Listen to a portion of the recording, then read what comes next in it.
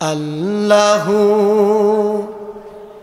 আল্লাহু কি যে মধুর নাম, আল্লাহু আল্লাহু কি যে মধুর নাম। ধরার তামাম মনে মুক্তায় পান্না হীরা সোনা দানাই হয় না তাহার দাম। আল্লাহু আল্লাহু কি যে মধুর নাম, আল্লাহু আল্লাহু কি যে মধুর নাম। আকাশ বাতাস সাগর নদী গাইছে অনাম নিরবধি। আকাশ বাতাস সাগর নদী গাইছে অনাম নিরবধি। পাখ পাখালির কণ্ঠে শুনি, পাখ পাখালির কণ্ঠে শুনি নিত্য আবিরাম। আল্লাহু আল্লাহু কি যে মধুর নাম, আল্লাহু আল্লাহু কি যে মধুর নাম। ডাকলেও নাম সোহাগ ভরে নিত্য জোয়ার প্রেম সাগরে। ডাকলেও নাম সোহাগ ভরে নিত্য জোয়ার প্রেম সাগরে। জপলেও নাম মনের কাবায়, জপলেও নাম মনের কাবায় নাচে রক্ত ঘাম।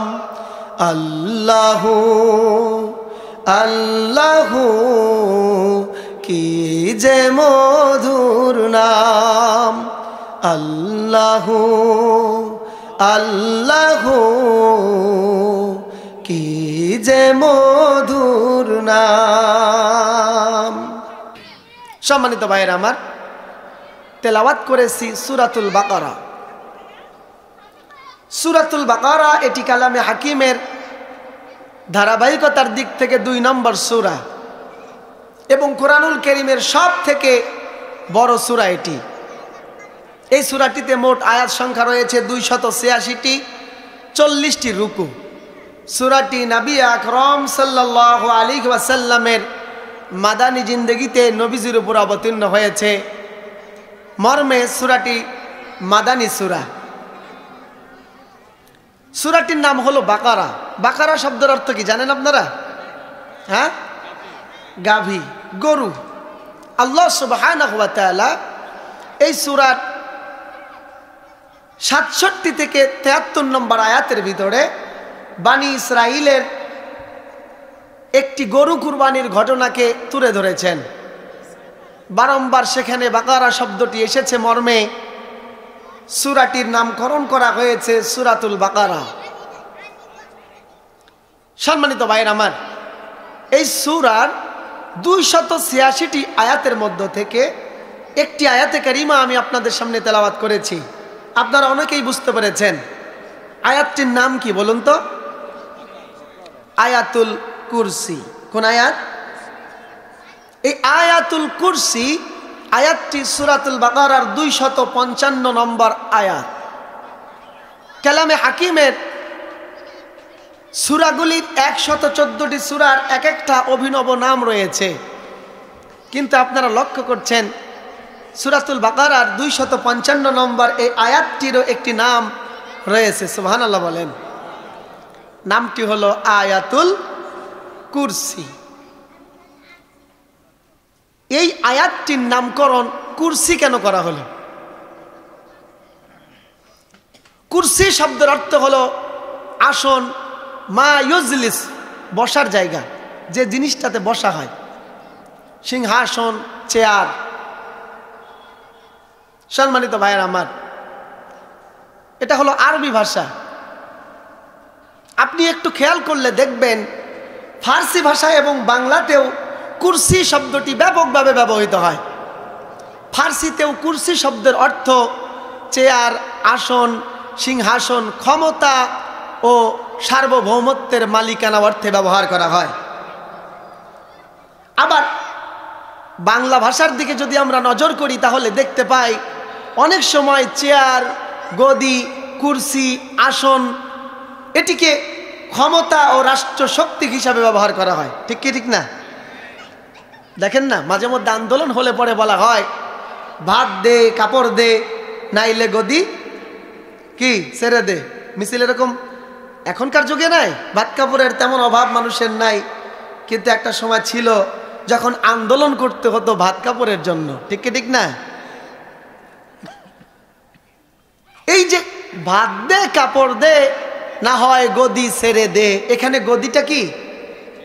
রাষ্ট্রের চেয়ার, রাষ্ট্র ক্ষমতা। ঠিক কি ঠিক না? আল্লাহ সুবহানাহু ওয়া তাআলা সূরাতুল বাকারার 255 নম্বর আয়াতে এই আয়াতুল কুরসিতে কুরসি শব্দটি ব্যবহার করেছেন। ওয়াসিআ কুরসিয়ুহুস সামাওয়াতি ওয়াল আরদ। আল্লাহ রাব্বুল আলামিন বলেন গোটা দুনিয়ার আসমান জমিনে আল্লাহর কুরসি, আল্লাহর রাজত্ব, আল্লাহর সার্বভৌমত্ব প্রতিষ্ঠিত। বলেন সুবহানাল্লাহ। আল্লাহ তাআলা বলতেছেন গোটা দুনিয়ার আসমানে জমিনে, আসমানে যা আছে, জমিনে যা আছে, জমিনের অতল গভীরে আর আসমানের বিশাল উপরে অন্তরিক্ষে সর্বময় সব জায়গায় সার্বভৌম ক্ষমতা আল্লাহ তাআলার প্রতিষ্ঠিত। ঠিক কি ঠিক না? সামনের দিকে এর বিশ্লেষণ আমি করব ইনশাআল্লাহ। তবে এই যে আয়াতের ভিতরে ওয়াসিআ কুরসি, আল্লাহর রাজত্ব বিস্তৃত, আল্লাহর সার্বভৌমত্ব গোটা দুনিয়ার আসমান জমিন ব্যাপী বিস্তৃত, এই শব্দটি আসবার কারণে এই আয়াতটির নামকরণ রাসূল আকরাম সাল্লাল্লাহু আলাইহি সাল্লাম করে দিয়েছেন আয়াতুল কুরসি। আয়াতুল কুরসি। এবং কোরআনুল কারীমের 6666টি মতান্তরে 6236টি আয়াতে কারিমার ভিতরে সর্বশ্রেষ্ঠ এবং সব থেকে ফজিলতপূর্ণ আয়াত হচ্ছে আয়াতুল কুরসি। সুবহানাল্লাহ বলবেন না? এই আয়াতুল কুরসি নামটিও মানুষের বানানো নাম নয়, স্বয়ং নবী আকরাম সাল্লাল্লাহু আলাইহি ওয়াসাল্লাম এই আয়াতটির নাম দিয়েছে আয়াতুল কুরসি। নবীজি বলেন মান ক্বারা আয়াতুল কুরসি ইনদা মানামিহি বাআসা ইলাইহি মালাকুন ইউহরাসুহু হাত্তা ইয়াসবাহা। নবীজি বলে দিলেন যেই ব্যক্তি ঘুমের পূর্বে আয়াতুল কুরসি পাঠ করে ঘুমায়, আল্লাহ রাব্বুল আলামিন সুবহে সাদিক পর্যন্ত তাকে নিরাপত্তা দেওয়ার জন্য, পাহারা দেওয়ার জন্য তার শিওরে একজন আল্লাহর ফেরেশতা নিযুক্ত করে দিয়ে দেন। সুবহানাল্লাহ বলবেন না? শুধু তাই নয়, রাসূলুল্লাহ সাল্লাল্লাহু আলাইহি ওয়াসাল্লাম বলেন মান ক্বারা আয়াতুল কুরসি ওয়া খাওয়াতিমা সূরাতুল বাকারাতি ইনদাল কারবি আ'ানাহুল্লাহ। নবীজি বলে দিলেন যেই ব্যক্তি দুঃখ কষ্টের সময়, বিপদ মুসিবতের সময় আয়াতুল কুরসি এবং সূরাতুল বাকারার শেষ দুইটা আয়াত তেলাওয়াত করে, আল্লাহ রাব্বুল আলামিন পৃথিবীর সব দুঃখ কষ্ট, অভাব অনটন আর নির্যাতন থেকে তাদেরকে মুক্তি দিয়া দেয়। বুঝতে পারছেন? ঘুমের সময় আয়াতুল কুরসি পড়ে ঘুমালে পরে সারা রাতটা আপনাকে পাহারা দেবে আল্লাহর ফেরেশতা। আর দুঃখ যাতনায়, যত বিপদ মুসিবতে আয়াতুল কুরসি পাঠ করলে এই বিপদ মুসিবত থেকে, জুলুম নির্যাতন থেকে, অভাব অনটন থেকে, দুঃখ ক্লেশ থেকে মুক্তি দান করবেন। আওয়াজ করে বলুন কে? শুধু তাই নয়, আয়াতুল কুরসির শ্রেষ্ঠত্ব, মর্যাদা, ফজিলত বর্ণনাপূর্বক নবী আকরাম সাল্লাল্লাহু আলাইহি ওয়াসাল্লাম মানুষকে এই আয়াতটি বেশি বেশি পড়ার জন্য উৎসাহিত করেছেন। রাসূলুল্লাহর হাদিস থেকে পাওয়া যায়, যেই ব্যক্তি নিয়মিত আয়াতুল কুরসি পাঠ করেন, আল্লাহ সুবহানাহু ওয়া তাআলা তার জীবন থেকে সমস্ত বিপদ আপদ দূর করে দেন। জিনভূত থেকে শুরু করে মানুষের ষড়যন্ত্রমূলক মিথ্যা মামলা হামলা জাদু টোনা থেকে আল্লাহ সুবহানাহু ওয়া তাআলা তাকে হেফাজত করেন। সুবহানাল্লাহ বলবেন না? শুধু তাই নয়, আয়াতুল কুরসি নিয়মিত যে ব্যক্তি পাঠ করবে, আল্লাহ সুবহানাহু ওয়া তাআলা তার দোয়াকে কবুল করে নেন, তাকে জাহান্নাম থেকে নাজাত দেবেন। এবং রাসূল আকরাম সাল্লাল্লাহু আলাইহি সাল্লাম আয়াতুল কুরসির ফজিলত বলেছেন, যেই ব্যক্তি নিয়মিত আয়াতুল কুরসি পাঠ করে, আল্লাহ তাআলা তার নিঃশ্বাস ত্যাগ করার সঙ্গে সঙ্গে, মৃত্যুবরণ করার সাথে সাথেই তাকে জান্নাত নসিব করবেন। সুবহানাল্লাহ বলবেন না? অনেক অনেক অনেক ফজিলত রয়েছে এই আয়াতুল কুরসির। এবারে প্রশ্ন হলো যে কোরআনুল কারীমের এতগুলো আয়াত, ৬৬৬৬ মতান্তরে ৬২৬৬টি আয়াত, ৩৬টি আয়াত, এতগুলো আয়াতের ভিতরে আয়াতুল কুরসির থেকে লম্বা নাতি দীর্ঘ আয়াত কোরআনুল কারীমের ভিতরে রয়েছে, কিন্তু আল্লাহ তাআলা কেন আয়াতুল কুরসিকে এত মর্যাদা দিলেন?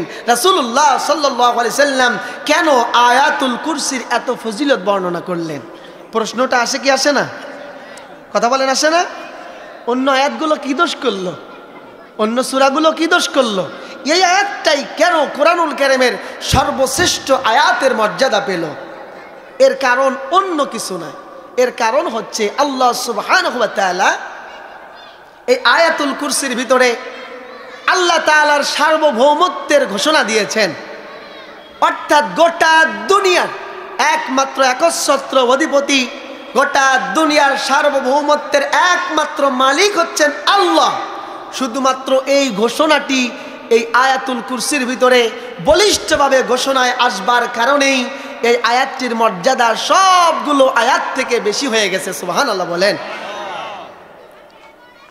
আল্লাহ রাব্বুল আলামিন এই আয়াতের ভিতরে আল্লাহ পাকের উলুহিয়াতের ঘোষণা দিয়েছেন, তাওহীদের ঘোষণা দিয়েছেন, এবং আল্লাহ পাক যে একমাত্র ইলাহ এর অকাট্য দলিল এই আয়াতের ভিতরে আল্লাহ সুবহানাহু ওয়া তাআলা তুলে ধরেছেন। সেই সঙ্গে উলুহিয়াতের যোগ্যতা পাওয়ার জন্য যে সমস্ত মৌলিক গুণাবলী প্রয়োজন, যে সমস্ত ক্ষমতা প্রয়োজন, যে সমস্ত বৈশিষ্ট্যে গুণান্বিত হতে হবে, এই গুণগুলির অসংখ্য গুণাবলীর মধ্য থেকে উলুহিয়াতের প্রধান 10টি গুণাবলী আল্লাহ সুবহানাহু ওয়া তাআলা আয়াতুল কুরসির ভিতরে তুলে ধরেছেন। মর্মেই এই আয়াতটি কোরআনুল কারীমের সবগুলো আয়াতের মধ্যে সর্বশ্রেষ্ঠ আয়াতের মর্যাদা পেয়েছে। বলেন সুবহানাল্লাহ। আল্লাহ রাব্বুল আলামিন বলেন, আল্লাহু লা ইলাহা ইল্লা হুয়াল হাইয়ুল কাইয়্যুম। মুখস্থ আছে আপনাদের? মুখস্থ আছে? আমার সাথে পড়েন, আল্লাহু লা ইলাহা ইল্লা হুয়াল হাইয়ুল কাইয়্যুম। আল্লাহ পাক ঘোষণা দিচ্ছেন, আল্লাহ হচ্ছেন তিনি, লা ইলাহা ইল্লাহু, তিনি ব্যতীত আর কোনো ইলাহ নাই। গোটা দুনিয়ার ভিতরে একমাত্র ইলাহ হচ্ছেন আল্লাহ। ইলাহ কে? আওয়াজ করে বলেন, ইলাহ কে? আয়াতের শুরুতে আল্লাহ বলছেন আল্লাহ হচ্ছেন তিনি, যিনি ব্যতীত গোটা জাহানে আর কোনো ইলাহ নাই। একমাত্র একচ্ছত্র অধিপতি, একমাত্র ইলাহ হচ্ছেন আল্লাহ। আল্লাহ কি? ইলাহ।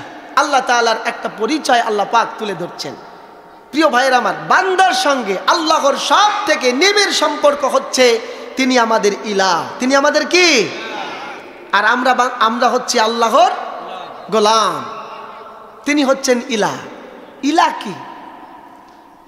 ইলাহ শব্দটি কালামে হাকিমের ভিতরে একবার দুইবার 10, 20, 50 বার নয়, 147 বার এসেছে। কতবার? 147 বার ইলাহ শব্দটি কোরআনুল কারীমের ভিতরে আল্লাহ পাক উল্লেখ করেছেন। এই যে এতবার ইলাহ শব্দটি উল্লেখ করলেন, এখানে ইলাহ শব্দের বাংলা অর্থটা কি? ইলাহ শব্দের বেশ কিছু অর্থ রয়েছে, এটি ব্যাপক অর্থবোধক শব্দ। সম্মানিত ভাইরা আমার, ইলাহ শব্দের অর্থ হলো অভাব পূরণকারী। ইলাহ শব্দের অর্থ হলো শান্তি ও নিরাপত্তা দানকারী। ইলাহ শব্দের অর্থ হলো শাস্তি ও পুরস্কার দানকারী। ইলাহ শব্দের অর্থ হলো সৃষ্টিকর্তা, প্রভু, মালিক, মুনিব, মাবুদ। ইলাহ শব্দের অর্থ হলো আইন ও বিধানদাতা, মাফ করনেওয়ালা, ক্ষমা করনেওয়ালা। সুবহানাল্লাহ বলেন। আল্লাহ রাব্বুল আলামিন বললেন, এতগুলো গুণ ও বৈশিষ্ট্য সম্পন্ন কোন মানুষ শুধু নয়, সৃষ্টি জগতের মধ্যে আর কোন সৃষ্টি নাই। আল্লাহু লা ইলাহা ইল্লাহু, আল্লাহই একমাত্র ইলাহ। আল্লাহ ব্যতীত দুনিয়াতে আর কোন ইলাহ আছে নাকি? কথা বলেন, আছে?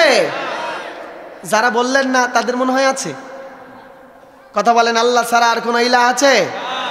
বলুন, লা ইলাহা ইল্লাল্লাহ, আল্লাহ ছাড়া আর কোন ইলাহ নাই।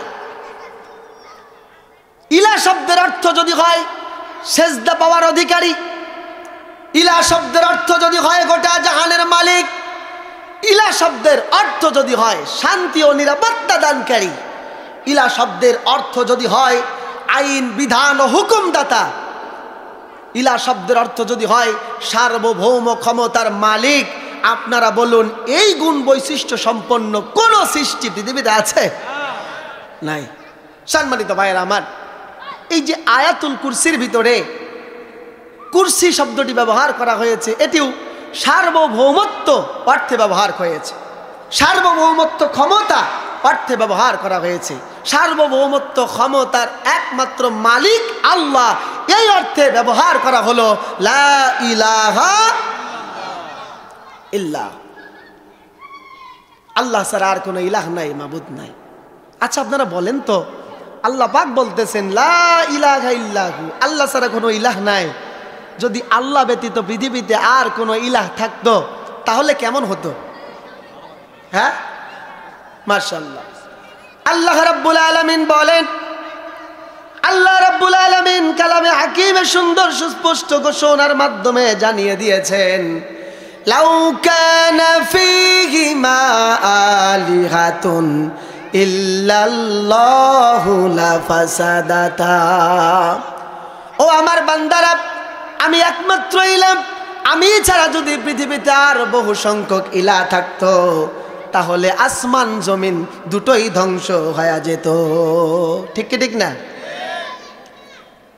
আজকে দেখুন না যে কুরসি শব্দের অর্থ হলো ক্ষমতা, চেয়ার, সিংহাসন, রাষ্ট্রশক্তি। আমার দেশের কথা না হয় বাদই দিলাম, আমাদের দেশের এই বস্তা পচা পচা রাজনীতির কথা বলে কোরআনের মাহফিলকে আমি নষ্ট করে দিতে চাই না। সারা দুনিয়ার দিকে তাকান না আপনি, গোটা দুনিয়াতে যারা নির্দিষ্ট ভূখণ্ডের রাজত্বের চেয়ারে বসেছে, নির্দিষ্ট সমাজের নেতৃত্ব পেয়েছে, একবারে পাড়ার মোড়লগিরি থেকে শুরু করে নিয়ে মসজিদ মাদ্রাসার সভাপতিত্ব সহ রাষ্ট্রের প্রধানমন্ত্রী আর রাষ্ট্রপতির আসনে যারা বসেছে তাদের মধ্যে দ্বন্দ্ব, মারামারি, কামড়া কামড়ি, কিল গুতাগুতি আছে না নাই? নেতাদের বকাবকি, জনগণের কর্মশেষ, দেখতে দেখতে গোলনায় গেল আমার সোনার বাংলাদেশ। আমি বলি নাই, আপনারাই বলেন। আমি বাংলাদেশের শুধুমাত্র সীমাবদ্ধ এই বাংলাদেশের কথা আমি বলে কোরআনকে অবমাননা করতে চাই না। কোরআন গোটা দুনিয়াব্যাপী সব সমস্যার সমাধান দিয়ে গোটা দুনিয়ায় একমাত্র আল্লাহর রাজত্ব আর উলুহিয়াত প্রতিষ্ঠা করবার জন্য এসেছে, ঠিক কিনা বলেন? বাংলাদেশ কি দুনিয়ার বাইরে নাকি? এর মধ্যেই নেতারা বকাবকি, মারামারি, ঝগড়াঝাটি করে শেষ, আর জনগণের অবস্থা নাজেহাল, ঠিক কি ঠিক না? আল্লাহ রাব্বুল আলামিন বলে দিলেন, লা ইলাহা ইল্লাহু, ওই আল্লাহ ছাড়া আর কোনো ইলাহ নাই। তামাম জাহানের একমাত্র রাষ্ট্র ক্ষমতা, রাজত্বের অধিকারী হচ্ছেন আল্লাহ। আল্লাহ ছাড়া যদি আর কোনো ইলাহ থাকতো, লাউ কানা ফীহিমা আলিহাতুন ইল্লাল্লাহু লা ফাসাদাতা, যদি আল্লাহ ব্যতীত বহু সংখ্যক ইলাহ থাকতো, তাদের উলুহিয়াতের কামরা কামড়িতে আমার আসমান জমিন ধ্বংস হয়ে যেত। এই জন্য একমাত্র ইলাহ কে? আচ্ছা বলুন তো, অনেকে আবার এই উলুহিয়াতটাকে স্বীকার করতে চায় না।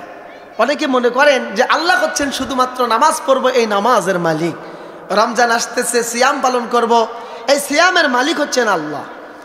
নামাজ রোজার মালিক কে? তাসবিহ, তাহলিল, জিকির আসগার থেকে শুরু করে নিয়া ইমানদারের প্রতিটি ইবাদতের মালিক কে বলুন তো? অনেকে মনে করে যে ইসলামের এই মৌলিক কাজগুলো শুধুমাত্র এগুলির মালিক হচ্ছেন আল্লাহ, আর আমরা যারা মেম্বার, চেয়ারম্যান, এমপি, মন্ত্রী, রাষ্ট্রপতি, প্রধানমন্ত্রী, জাতিসংঘের মহাসচিব, আমরাই দুনিয়া চালাবো, দুনিয়াটা আমাদের, এখানে উলুহিয়াত চলবে আমাদের। অনেকে ভাবে কি ভাবে না? ভাবে না? এবার আপনাদের সঙ্গে আমি একটা সমীকরণ মিলাতে চাই, একটু নজর করেন আমার দিকে। পৃথিবীর মানুষ ক্ষমতার অধিকারী হয়, ক্ষমতা লাভ করে, নেতৃত্ব লাভ করে, আইন প্রণয়নের পাওয়ার পায়, অনেকগুলো কারণ আছে। এর মধ্যে যদি সংক্ষিপ্ত করতে চাই, মূলত তিনটি কারণ। কয়টি? কথা বলেন, কয়টি? এক, কৃতিত্ব; দুই, কর্তৃত্ব অথবা রাজত্ব; তিন নাম্বার হচ্ছে নেতৃত্ব। ঠিক কি ঠিক না? কৃতিত্ব যার যার উপরে, তার উপরে সে খবরদারি খাটাবে, আইন প্রয়োগ করবে, ঠিক কি না? সন্তানকে জন্ম দিয়েছে বাবা, এই সন্তান যত বড়ই হোক না কেন, বাবা যদি কৃষক, ভিখারি হয়, সন্তান যদি রাষ্ট্রের কোনো বড় চেয়ারের অধিকারী হয়, রাষ্ট্রের প্রধানও হয়, আইন শুনবে কার? কার কার শোনা দরকার? বাবার শোনা দরকার না?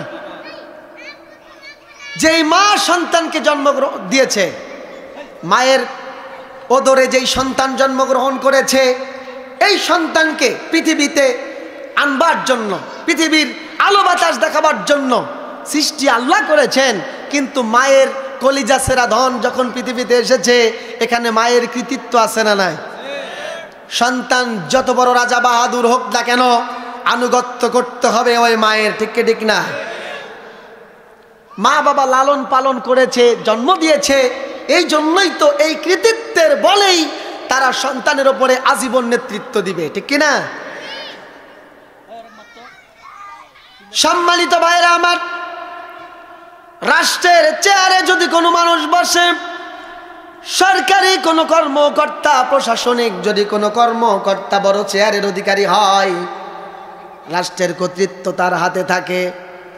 আইনজীবী, রাষ্ট্রের প্রধান বিচারকরা যে ধরনের আইন প্রণয়ন করবে, গোটা দেশের মানুষকে ওই আইন মেনে চলতে হয় কি হয় না?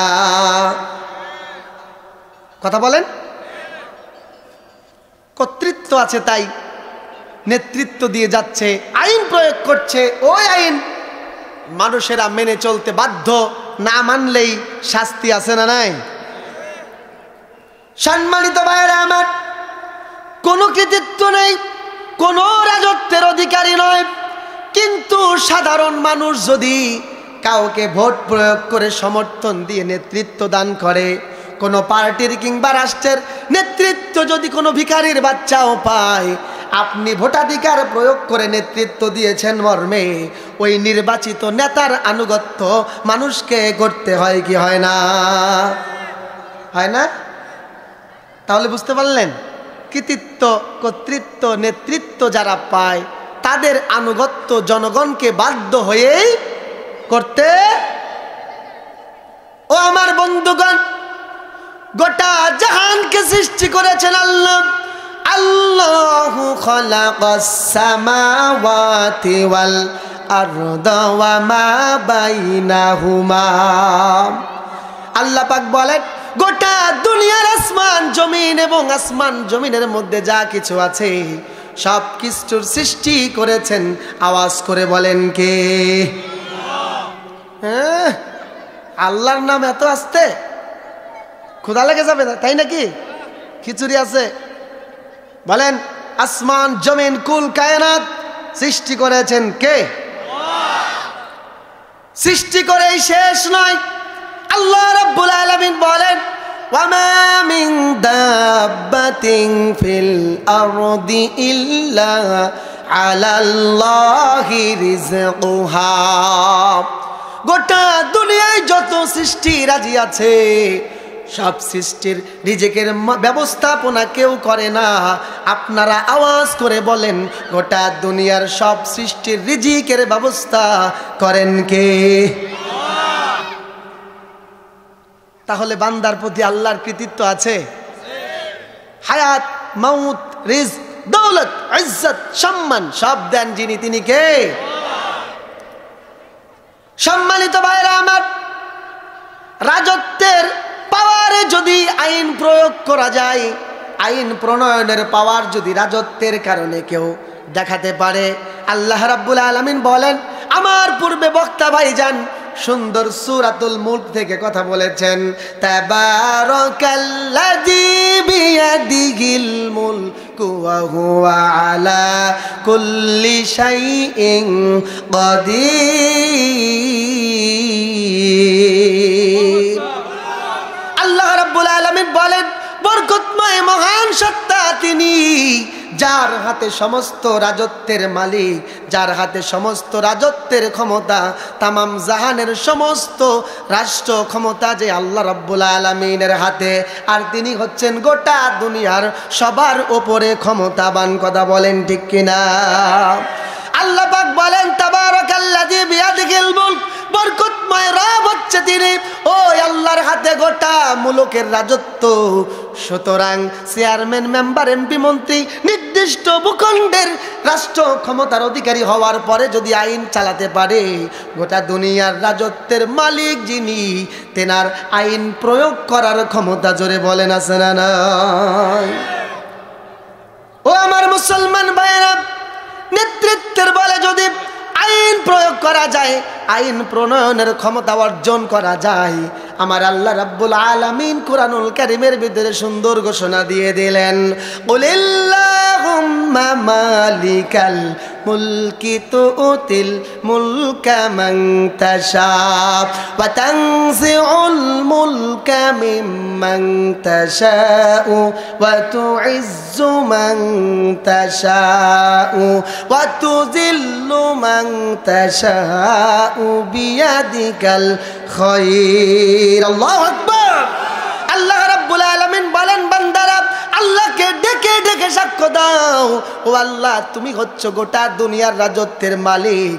তুমি চাইলে কাউকে রাজত্ব দাও, আবার কাউকে চাইলেই লাথি মেরে রাজত্বের চেয়ার থেকে ফালায়া দাও। তুমি চাইলে কাউকে ইজ্জত দাও, আবার চাইলেই কাউকে লাঞ্ছিত করো। গোটা দুনিয়ার সমস্ত কল্যাণ তোমার হাতের মুঠোয়। সমস্ত পৃথিবীর সমস্ত ক্ষমতার অধিকারী আওয়াজ করে বলেন তিনি কে? যদি নেতৃত্বের বলে রাষ্ট্র পরিচালনা করার পাওয়ার পাওয়া যায়, আইন প্রয়োগের ক্ষমতা পাওয়া যায়, তাহলে গোটা দুনিয়ার নেতৃত্ব যিনি বন্টন করেন, তুতিল মুলকা মান তাশা ওয়া তানজিউল মুলকা মিম্মান তাশা, যিনি রাষ্ট্রের চেয়ারে মানুষকে বসান, আবার ইচ্ছা হলে উঠায় দেন, যিনি চাইলে ইজ্জত দেন, চাইলে লাঞ্ছিত করে ছেড়ে দেন, সমস্ত কল্যাণের চাবিকাঠি যার হাতের মুঠোয়, যিনি নেতৃত্বের বলে আইন প্রয়োগ করার পাওয়ার পাওয়া যায়, যিনি সকল নেতৃত্ব বন্টন করেন, তার আইন প্রয়োগ করার ক্ষমতা আছে না নাই? তিনটা সূত্রের সঙ্গে মেলান। কৃতিত্বের কারণে যদি মানুষ আইন প্রয়োগ করতে পারে, আর রাজত্বের কারণে যদি মানুষ তার জনগণের উপরে আইন প্রয়োগ করতে পারে, যদি নেতৃত্বের কারণে মানুষ তার জনগণের উপর আইন প্রয়োগ করতে পারে, যে আল্লাহ পাক সমস্ত কৃতিত্বের আধার, যে আল্লাহ পাক সমস্ত রাজত্বের মালিক, যে আল্লাহ পাক সমস্ত নেতৃত্বের মালিক, ওই আল্লাহ পাক গোটা দুনিয়াবাসীর জন্য আইন প্রণয়ন করতে পারে কি পারে না? আল্লাহ রাব্বুল আলামিন বলেন, আল্লাহু লা ইলাহা ইল্লাহু, আল্লাহ হচ্ছেন তিনি যিনি গোটা দুনিয়ার একমাত্র একচ্ছত্র ইলাহ, তিনি ছাড়া আর কোনো ইলাহ নাই। অর্থাৎ গোটা দুনিয়াব্যাপী আইন প্রয়োগকারী একমাত্র পাওয়া, সার্বভৌম ক্ষমতার একমাত্র মালিক যিনি, তিনি কে? এবার প্রশ্ন হলো যে আল্লাহ তাআলাই কেন তামাম দুনিয়া পরিচালনার মালিক? কেন উনি একাই ইলা? আর কেউ অঞ্চল ভিত্তিক ইলা কেন নাই? অঞ্চল ভিত্তিক ইলা যদি থাকতো, এশিয়া মহাদেশে একটা, ইউরোপ কান্ট্রিগুলোর জন্য আরেকটা, মধ্যপ্রাচ্যের জন্য আরেকটা, এরকম ইলা যদি পৃথিবীতে থাকতো, তাহলে কি হতো পৃথিবী? কথা বলেন। লা ফাসাদাতা। আমি আগেই আয়াতে কারিমা বলে আপনাদেরকে বলে দিয়েছি, মনে রাখতে হবে। তো যদি সেক্টর ভিত্তিক ইলা আল্লাহ তাআলা পৃথিবীতে বসায় দিতেন, তাহলে পৃথিবী কি হয়ে যেত? ধ্বংস হয়ে যেত। এবার কথা হলো, তাহলে পৃথিবীতে কোনো ইলাহ নাই, গোটা দুনিয়াব্যাপী, গোটা দুনিয়ার কুল কায়নাতের একমাত্র আইন ও বিধানদাতা, একমাত্র ইলাহ, তিনি হচ্ছেন আল্লাহ। আচ্ছা, আপনারা বলেন তো, আল্লাহ শব্দের অর্থ কি জানেন? আল্লাহ শব্দের বাংলা কোনো মিনিং আপনারা পেয়েছেন? হ্যাঁ, আল্লাহ শব্দের বাংলা কোনো অর্থ নাই। এমনকি গোটা দুনিয়ায় ভাষাতত্ত্ব বিশ্লেষণ করলে দেখা যায়, গোটা দুনিয়ার 2 শতাধিক রাষ্ট্রের ভিতরে প্রায় 750 কোটি মানুষের ভিতরে 3000-এরও বেশি ভাষা প্রচলিত আছে। সুবহানাল্লাহ বলেন। এই যে ভাষার মাস এখন চলছে, আমাদের দেশের কি ভাষা আন্দোলন হয়েছিল 1952 কোন মাসে? তারিখ ছিল কত? যাই হোক, ওদিকে আমি আলোচনা নিয়ে যেতে চাচ্ছি না। ভাষার গুরুত্ব পৃথিবীর মানুষের কাছে আছে না নাই? স্বয়ং আল্লাহ সুবহানাহু ওয়া তাআলা নিজেও কোরআনুল কারীমের কিছু আয়াতের ভিতরে ভাষার গুরুত্ব বলেছেন। কেননা রাসূল আকরাম সাল্লাল্লাহু আলাইহি সাল্লামের উপরে কোরআন যে নাজিল হয়েছে কার ভাষায়? নবীর মাতৃভাষায়। কার ভাষায়? নবীদের উপরে যখন যে কিতাব, যে সহিফা নাজিল হয়েছে, নবীদের মাতৃভাষায় নাজিল হয়েছে। সুতরাং ভাষার গুরুত্ব মানবতার জন্য অপরিসীম। মাতৃভাষার গুরুত্ব আছে না নাই ভাই? সারা দুনিয়াতে 3000-এর বেশি ভাষা আছে। এই ভাষা তত্ত্ব বিশ্লেষণ করলে আপনি দেখবেন পৃথিবীর কোনো ভাষায় আল্লাহ শব্দের বিকল্প কোনো অর্থ নাই। আল্লাহু আকবার। যেই ভাষাতেই আপনি আল্লাহ বলে ডাকবেন, একমাত্র অর্থ আল্লাহ, নো গড, নো অন্য কোনো শব্দ ব্যবহার, স্বয়ং আল্লাহকে আল্লাহই বলতে হবে। ঠিক ঠিক না? মাওলানা আব্দুর রশিদ প্রণীত লুগাতুল কুরআন গ্রন্থের ভিতরে আল্লাহ শব্দটির তিনি একটা বিশ্লেষণ করেছেন। তিনি আল্লাহ শব্দটিকে ভেঙে এইভাবে বিশ্লেষণ করলেন, আলিফ লাম যোগ ইলা। আলিফ লাম দ্বারা নির্ধারিত, আলিফ লাম এটা দ্বারা নির্দিষ্ট করা হলো, আর প্লাস দিয়ে ইলা, তার মানে এর অর্থ দাঁড়ায় একমাত্র ইলা। কি অর্থ? ভাঙা কোনো অর্থ আসে নাই, একমাত্র ইলা। আল্লাহ শব্দের যদি কোনো অর্থ থাকে, তাহলে আল্লাহ শব্দের অর্থই হলো একমাত্র ইলা। গোটা দুনিয়ার একমাত্র ইলা হচ্ছেন আল্লাহ। এই জন্যই তার সর্বশ্রেষ্ঠ এবং তার এই সত্তাগত নাম হচ্ছে আল্লাহ।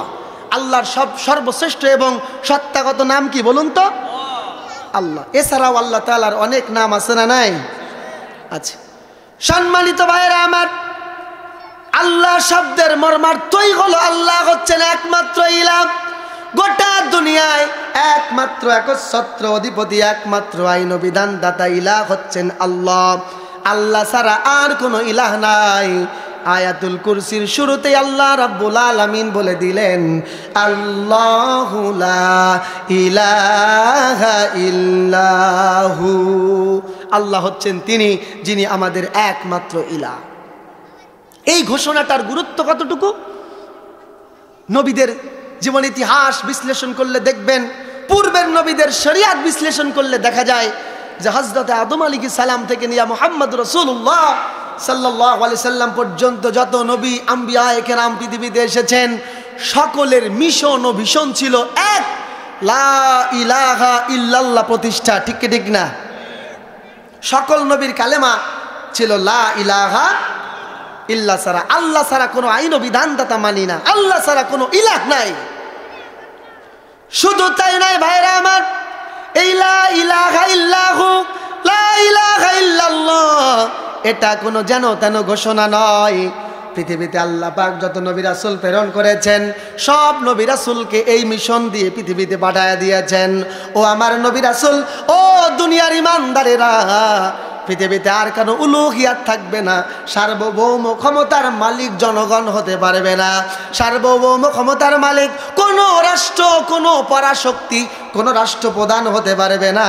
লা ইলাহা ইল্লাল্লাহ, গোটা দুনিয়ার কুল কায়নাতের একমাত্র সার্বভৌম ক্ষমতার মালিক হচ্ছেন আল্লাহ। নবীরা খালি ঘোষণা দিয়েছেন আর সাথে সাথে আল্লাহর উলুহিয়াত প্রতিষ্ঠা হয়ে গেছে নাকি? সবাই ফুলের মালা দিয়ে নবীদেরকে বরণ করে নিয়েছেন? কেউ কেউ বরণ করে নিয়েছেন। আবু বকরের মতো মানুষ আল্লাহর নবীকে, আল্লাহর নবীর কালেমাকে বরণ করে নিয়েছেন। হযরত আম্মা জান খাদিজা রাদিয়াল্লাহু তাআলা আনহার মতো মানুষ যারা ছিলেন তারা বরণ করে নিয়েছেন। কিন্তু অধিকাংশ মানুষ যারা পৃথিবীতে রাষ্ট্র শক্তির অধিকারী ছিলেন, তারা কিন্তু সহজে আল্লাহকে আল্লাহ মেনে নিলেও ইলাহ হিসাবে মানতে পারে নাই। ঠিক ঠিক না? কারণ তারা জানতো ইলাহ মানে শুধুমাত্র সেজদার অধিকারী নয়, ইলাহ মানে শুধুমাত্র জিকিরের মালিক নয়, ইলাহ মানে শুধুমাত্র তাসবিহ তাহলিলের মালিক নয়, ইলাহ মানে হচ্ছে গোটা দুনিয়ার আইন ও বিধান প্রণয়ন করবে একমাত্র আল্লাহ। আল্লাহর শরীয়ত ছাড়া, আল্লাহর আইন ছাড়া দুনিয়া আর কোনো বানানো মতাদর্শে পরিচালিত হতে পারে না। ঠিক কিনা বলে? এই কারণে গোটা দুনিয়ায় সব নবীদেরকে রাষ্ট্র শক্তি প্রথম বাধা দিয়েছে, নির্যাতন করেছে, জুলুম করেছে, অসংখ্য নবীকে হত্যা পর্যন্ত করে ফেলা হয়েছে। কিন্তু নবীরা কালেমার দাওয়াতকে ছেড়ে দেয় নাই, জীবন দিয়ে হলেও জমিনে কালেমা প্রতিষ্ঠিত করেছেন। ঠিক কিনা? আল্লাহ পাকের এই উলুহিয়াতকে গোটা দুনিয়া ব্যাপী নবীরা ছড়ায় দিয়েছেন, প্রতিষ্ঠিত করেছেন। ও আমার মুসলমান ভাইরা, যেই নবীরা নির্যাতন নিষ্পেষণের পরেও উলুহিয়াতের দায়িত্ব পালন করেছেন, উলুহিয়াতকে ছেড়ে দেয় নাই, লা ইলাহা ইল্লাল্লাহর কালিমাকে ভুলা যায় নাই, আমরা ওই নবীদের উত্তরসূরি বিপদ মুসিবত আসলে কি আল্লাহর উলুহিয়াতকে ভুলে যাব নাকি? যারা বললেন না তারা কি ভুলে যাবেন?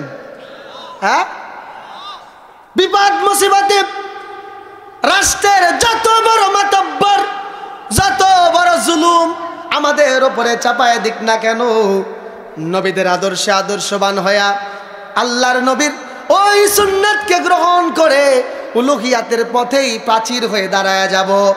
জেল হোক, জুলুম হোক, নির্যাতন নিষ্পেষণ যাই হোক না কেন, আমরা আমাদের নবীর কালিমা গ্রহণ করেছি। মৃত্যু হলেও কালেমা ছাড়তে রাজি।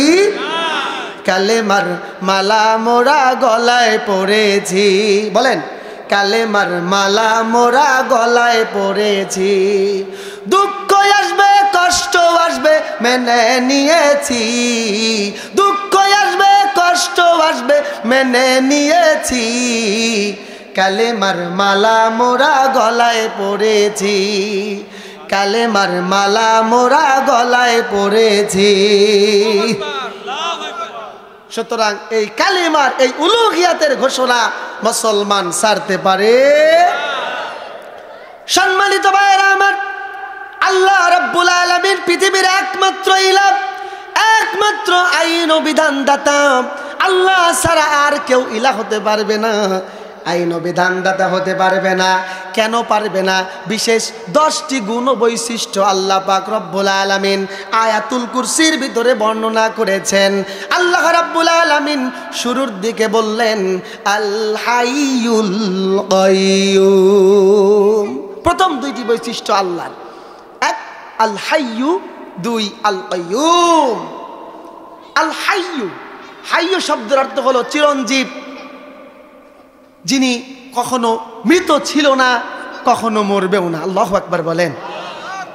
যিনি নিজে চিরদিনের জন্য জীবিত, সঞ্জীবিত সত্তা, এবং তিনি গোটা দুনিয়াবাসীকে জীবিত রাখেন। আপনারা বলেন তো তিনি কে? গোটা দুনিয়ার সব মানুষকে মরা লাগবে।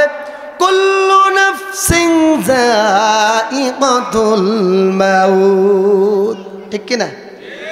দুনিয়ার সব জীবন আছে যার, তাকে মৃত্যুবরণ করতেই হবে। কেউ পৃথিবীতে টিকে থাকতে, কোন রাজা বাদশাহ, কোন ক্ষমতাবান, কোন অর্থ সম্পদের মালিক, কোন পাওয়ারফুল ব্যক্তি কোন রকমের প্রতিবন্ধকতা সৃষ্টি করে পৃথিবীতে পর্যন্ত মৃত্যুকে ঠেকাতে পারে নাই, এখনো পারবে না।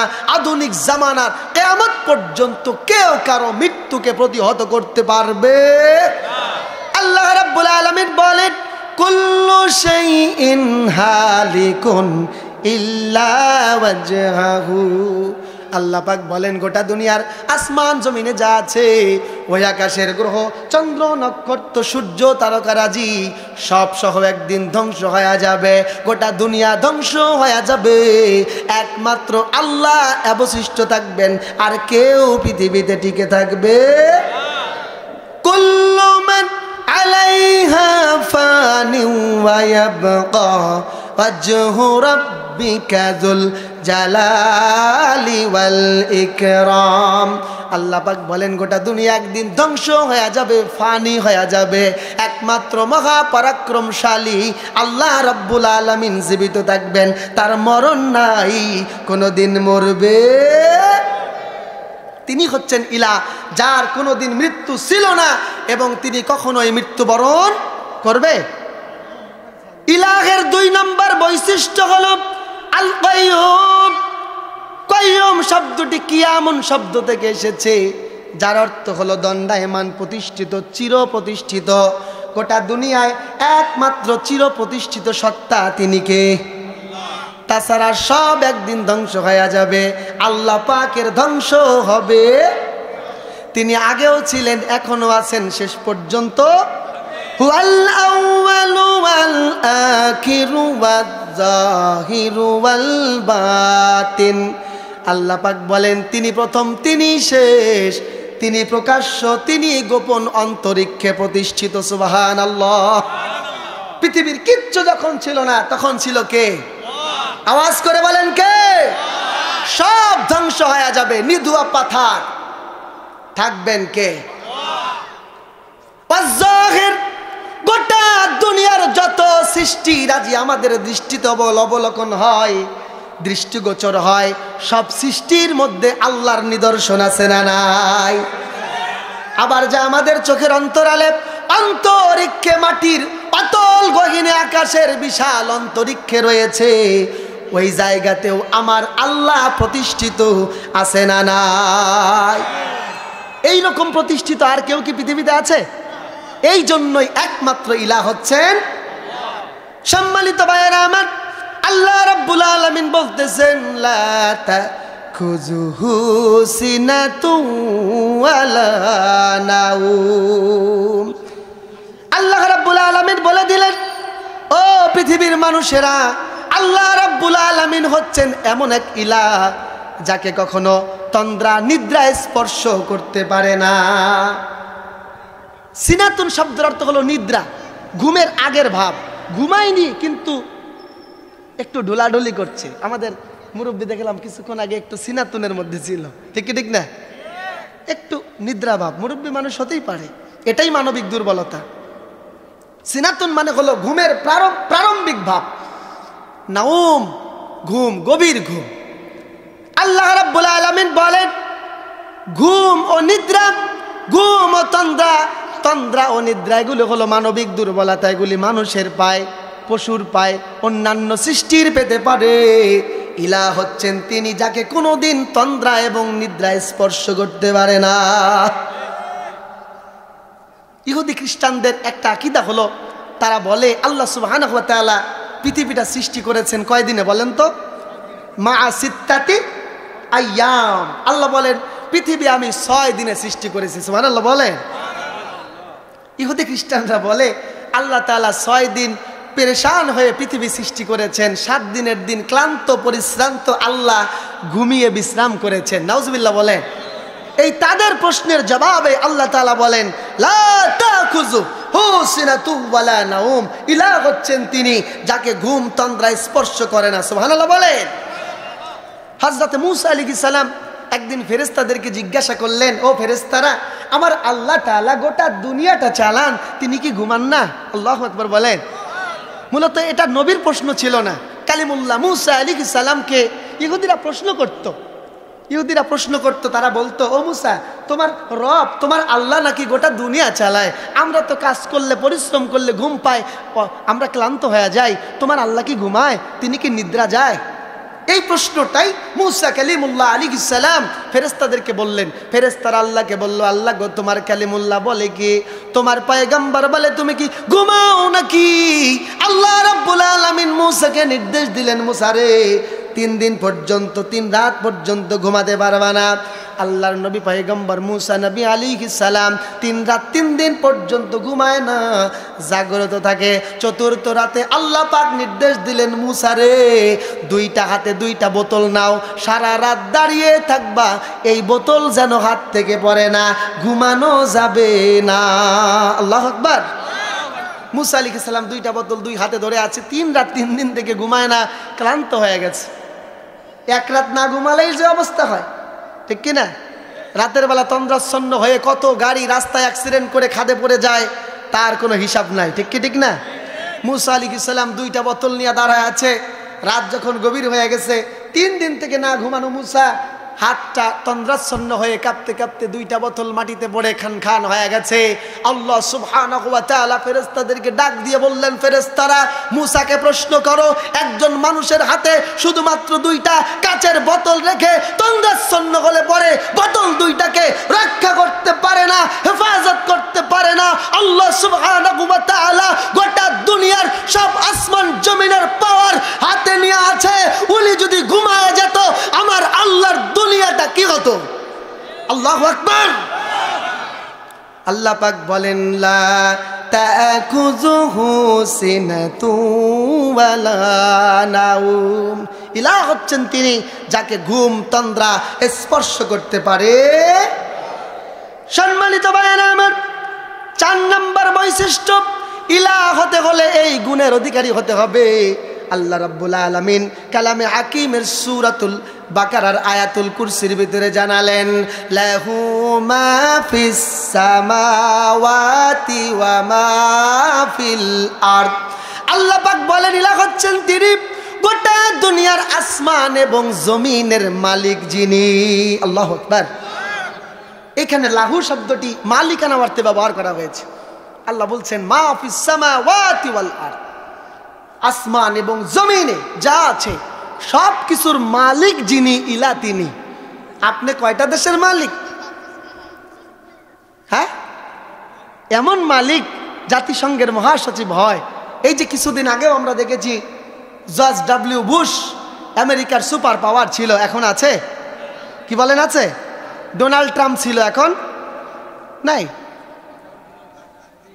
সুতরাং পৃথিবীর কোন মানুষের ইলা হওয়ারও কোনো পাওয়ার, গোটা দুনিয়ার সমস্ত সৃষ্টির মালিক হচ্ছেন আল্লাহ।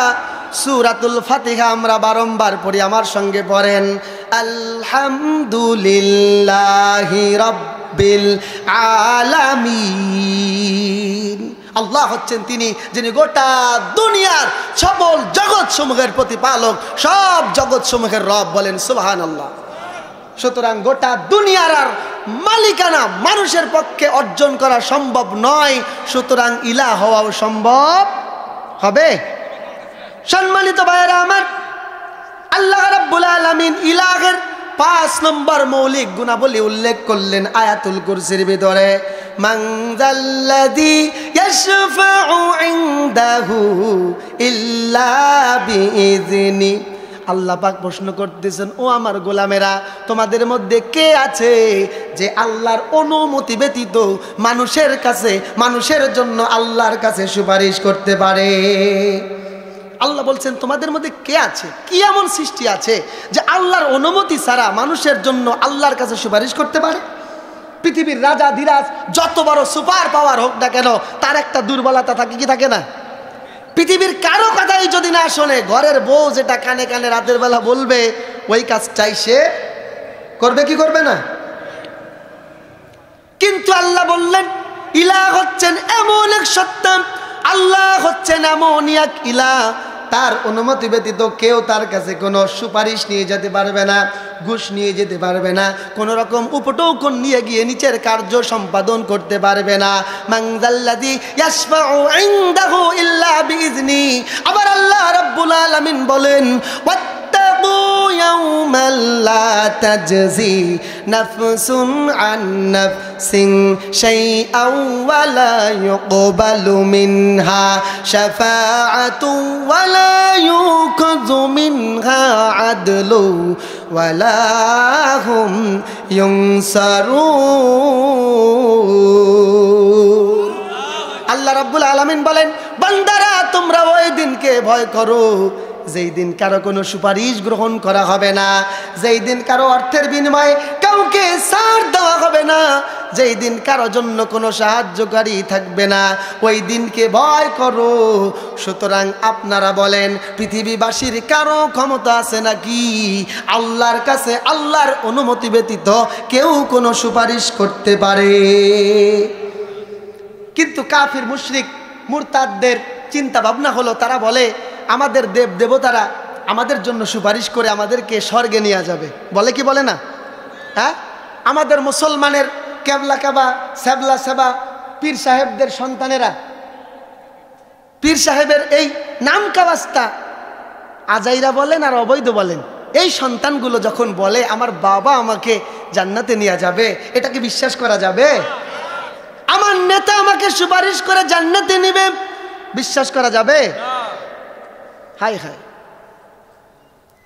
এক ফকির কয়েকদিন আগে গান গাইল, সোশ্যাল মিডিয়াতে ভাইরাল হয়ে গেছে, আমার মরণ কালে ডোলবাসি বাজাইও তরিকার ভাইও, মরণ কালে ডোলবাসি বাজাইও। আহা, কালেমা কালামো ভাই আমার কিছু দরকার নাই, কালিমা কালামো ভাই আমার কিছু দরকার নাই, মুর্শিদ কিবলার চরণ দলি দিও তরিকার ভাইও, মরণ কারে ডোলবাসি বাজাইও। কি এটা দিয়ে পার পাবে? লাগতে মেরে বেটারে, মরার সঙ্গে সঙ্গে জাহান্নামে দেবেন কে? আল্লাহ পাক বলছেন, মান যাল্লাযী ইয়াশফাউ ইনদাহু ইল্লা বিইযনি। দুনিয়ার ইলা যারা, তাদেরকে তুমি অর্থ দাও, সম্পদ দাও, তোমার পক্ষে আইন ঘুরে যাবে, রাষ্ট্রের চেয়ার তোমার হয়ে যাবে। ইতিপূর্বে আমরা দেখেছি কত মানুষ অর্থ দিয়ে মন্ত্রী পরিষদের চেয়ারটাও কিনেছে, ঠিক কি ঠিক না? বিচার তোমার দিকে ঘুরে যাবে। নারী দাও, মদ দাও, মাতাল হয়ে তোমার নাম কাগজের মধ্যে স্বাক্ষর করে দিবে। কিন্তু ইলাহ হচ্ছেন এমন এক ইলাহ, তিনি হচ্ছেন আল্লাহ, তার কাছে কোনো 2 নম্বরই সুপারিশ চলবে। সুপারিশ করবেন নবীগণ, সিদ্দিকগণ, সালেহিনগণ, ইমানদারগণ, যাদের জন্য সুপারিশ করার অনুমতি আল্লাহ দিবেন, তাদেরকে সুপারিশ করে জান্নাতে নিয়ে যাবেন। সুবহানাল্লাহ বলেন। সম্মানিত ভাইরা আমার, উলুহিয়াতের মৌলিক গুণাবলীর ভিতরে আল্লাহ রাব্বুল আলামিন 6 নম্বর গুণ ও বৈশিষ্ট্য উল্লেখ করলেন, ইয়ালামু মা বাইনা আইদিহিম ওয়া মা খালফাহুম। আল্লাহ পাক বলেন, ইলাহ হচ্ছেন তিনি যিনি তোমাদের পূর্বের পরের সব সম্পর্কে জানে। সুবহানাল্লাহ। যখন আমরা পৃথিবীতে আসি নাই, রূহের জগতে ছিলাম, আমাদের সম্পর্কে জানতেন কে? মায়ের গর্ভে যখন ছিলাম, কিভাবে আছি, কেমনে আছি, কি খাই, কেমনে বেঁচে আছি, জানতেন কে? এখন পৃথিবীতে আছি, রাতের অন্ধকারে পানির নিচে ডুব দিয়ে লাইট অন্ধ করে দিয়ে ঘরের ভিতরে কি করি, জানেন কে? আমার মনের ভিতরে কি চিন্তা, কি ভালো চিন্তা, কি কুচিন্তা, জানেন কে? আল্লাহু আলিমুম বিযাতিস সুদূর, আমার মনের সব খবর যিনি রাখেন তিনি কে? আল্লাহ রাব্বুল আলামিন বলেন, আল্লাহ সুবহানাহু ওয়া তাআলা সুন্দর ঘোষণার মাধ্যমে জানায়া দিলেন, ইন্নাল্লাহা লা ইয়াখফা আলাইহি শাইউন ফিল আরদি ওয়ালা ফিস সামা। আল্লাহ বলেন পৃথিবীর আসমান জমিনে এমন কোনো কিছু নাই যে সম্পর্কে আল্লাহ পাক জানেন না। সুবহানাল্লাহ। সম্মানিত ভাইরা আমার, পৃথিবীর সব জ্ঞান জানার মতো ইলা আর পৃথিবীতে আছে? সুতরাং ইলা একমাত্র কে? সম্মানিত ভাইরা আমার, উলুহিয়াতের 7 নম্বর বৈশিষ্ট্য আল্লাহ রাব্বুল আলামিন বলতেছেন, ওয়ালা ইউহিতুনা বিশাইইম মিন ইলমিহি ইল্লা বিমা শা। ইলা হচ্ছেন তিনি, জেনার ইচ্ছার বাইরে পৃথিবীবাসী বিন্দু পরিমাণ জ্ঞান অর্জন করতে পারে না। সুবহানাল্লাহ বলেন। আল্লাহ যদি ওই আসমানের যে জ্যোতির্জ্ঞান আছে, জ্যোতির্বিজ্ঞানের জ্ঞান যদি আমাদেরকে না দিতেন আমরা পেতাম? ১৫০০ বছর আগে নবীজির মেরাজ হয়েছে। ১৫০০ বছর ধরে মানুষেরা কামড়াকামড়ি করলো। নাস্তিক মুরতাদরা বলল যে এক রাতে কেমনে মেরাজ হয়? মেরাজের ঘটনা বলা আমার উদ্দেশ্য না, ওদিকে গেলে তো এই রাত হয়ে যাবে। মেরাজকে অস্বীকার করে নাস্তিক মুরতাদরা কত রকমের প্রশ্ন ছুড়েছে। আল্লাহ সুবহানাহু ওয়া তাআলা ১৫০০ বছর আগে কুদরত দেখায়া নবীজির চোখের সামনে ওই যে বাইতুল মাকদাস ভাষায় ধরে আবু জেহেল, আবু লাহাব, উতবা, সাইবাদেরকে প্রমাণ দিয়েছিল। কিন্তু তারপরেও বিজ্ঞানিকরা বৈজ্ঞানিক এই জ্ঞানে এই মিরাজের ঘটনা উদ্ঘাটন করতে না পারবার কারণে এতদিন পর্যন্ত মিরাজকে অস্বীকার করেছে। কিন্তু যখন নাসার বৈজ্ঞানিকরা ওই চন্দ্রের খবর পৃথিবীতে নিয়ে এসেছে আল্লাহর কুদরতে, তখন গোটা দুনিয়া আজকে মিরাজকে সাপোর্ট করতে, মিরাজকে মেনে নিতে বাধ্য হয়েছে। ঠিক কি ঠিক না?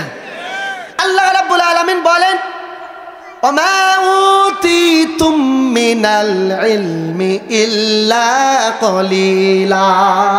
আল্লাহ বলেন, বান্দারে আমি তোমাদেরকে সামান্যতম জ্ঞান মাত্র দিয়েছি, আমার বিশাল ভান্ডারের জ্ঞান আছে। ওয়ালা ইউহিতুনা বিশাইইম মিন ইলমিহি ইল্লা বিমা শা, আমার ইচ্ছার বাইরে এক বিন্দু পরিমাণ জ্ঞান কেউ নিতে পারবে।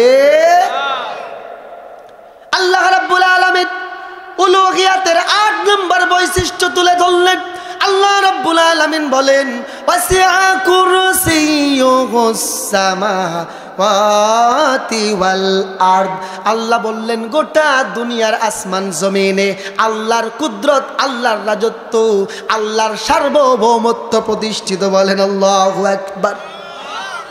এটা হলো মেইন পয়েন্ট। আয়াতটার নাম কি বলেন তো? জোরে বলেন। এখানে কুরসি শব্দটা এসেছে। আল্লাহ বলতেছেন ওয়াসিআ, প্রশস্ত, বিরাজমান, বিস্তৃত। কুরসি তার চেয়ার, তার রাজত্ব, তার ক্ষমতা, তার উলুহিয়াত সামাওয়াতি ওয়াল আরদ, আসমান এবং জমিনে।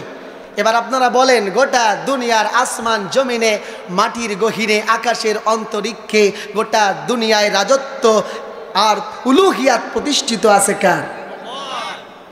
আল্লাহ রাব্বুল আলামিন বলেন, আলাম তারা আন্নাল্লাহা ইয়াসজুদু লাহু মান ফিস সামাওয়াতি ওয়া মান ফিল আরদ।